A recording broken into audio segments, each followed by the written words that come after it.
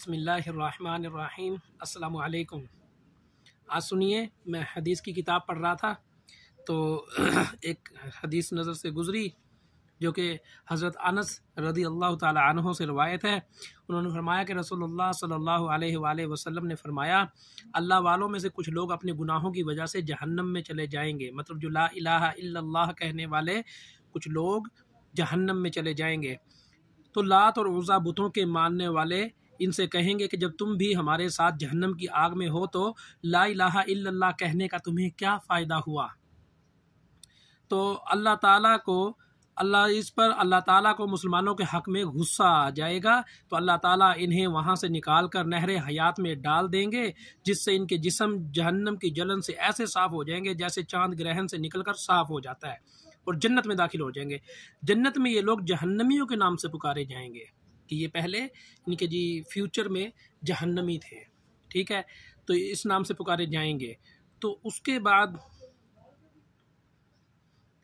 एक और रवायत है, चूँकि इनके चेहरों में कुछ स्याही होगी इसलिए ये लोग जन्नत में जहन्नमी के नाम से पुकारे जाएंगे। वो अर्ज़ करेंगे, ए रब तू हमारा ये नाम ख़त्म कर दे। अल्लाह ताला इन्हें जन्नत की नहर में नहाने का हुक्म देंगे, और जब वो जन्नत की नहर में नहाएंगे तो वो स्याही चली जाएगी और इनका ये नाम ख़त्म हो जाएगा।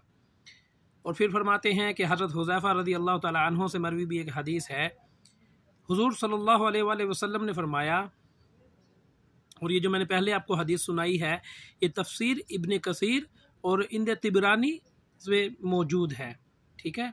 तो हज़रत हुज़ैफ़ा रज़ी अल्लाह ताला अन्हु फरमाते हैं कि हुज़ूर सल्लल्लाहु अलैहि वसल्लम ने फरमाया, इस्लाम भी ऐसे पुराना हो जाएगा जैसे कपड़े के नक्शो निगार पुराने हो जाते हैं, और किसी को मालूम ना होगा कि रोज़ा, सदका, कुर्बानी, ज़कात क्या चीज़ है। अल्लाह की किताब यानी कुरान पर एक रात ऐसी आएगी कि इसकी एक आयत भी ज़मीन पर बाकी ना रहेगी। फ़रिश्ता सारी ज़मीन से सारा कुरान उठाकर ले जाएगा। लोगों की मुख्तलिफ़ जमातें बाकी रह जाएंगी, जिनके बूढ़े मर्द और बूढ़ी औरतें कहेंगे, हमने अपने आबाओ अजदाद से सुना था कि ला इलाहा इल्लल्लाह, पर हमने अपने आबाओ अजदाद को पाया, ठीक है, हम भी यही कलमा पढ़ते हैं। हज़रत रज़ी अल्लाह ताला अन्हु रावी ने पूछा कि जब वो लोग ये नहीं जानते होंगे कि रोज़ा, सदका, कुर्बानी क्या चीज़ है, तो ला इलाहा इल्लल्लाह पढ़ने से इन्हें क्या फ़ायदा होगा।